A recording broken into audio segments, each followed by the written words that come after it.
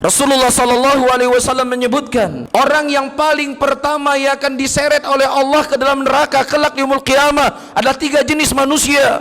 Yang pertama qari'ul Quran, yang pertama orang yang mereka ahli dengan Al-Quran, mereka hafidul Quran, mereka tahu tentang hukum Al-Quran. Yang kedua adalah orang yang berjihad di jalan Allah Subhanahu wa taala. Dia siap korbankan hartanya, dia siapkan korban nyawanya, waktunya untuk memerangi orang-orang kafir, tetapi dalam hatinya dia ingin dianggap sebagai seorang pemberani, dalam hatinya dia ingin dianggap sebagai orang yang mencintai Allah Subhanahu wa taala.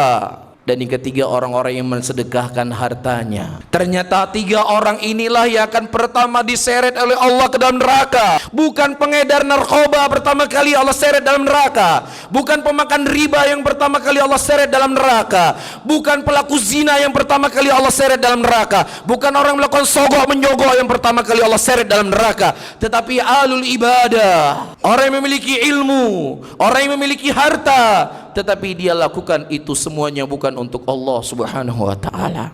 Oleh karena itu para hadirin, sayangilah diri-diri kita masing-masing. Tidak ada sesuatu yang paling berat untuk kita jaga lebih daripada keikhlasan.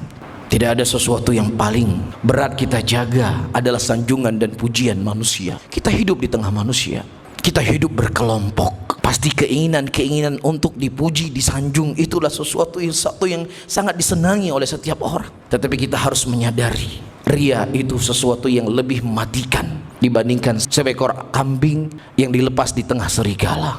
Rasulullah sallallahu alaihi wasallam menyebutkan dalam hadisnya, "Madhibani ja'iani ursila ala ghanamin bi afsada laha min hirsil mar ala malihi wa ala mali wa syarf lidinihi." Tidak ada 2 ekor serigala yang dilepas di tengah-tengah seekor kambing yang lebih rusak daripada seseorang yang dia beribadah, beramal untuk mencari dunia.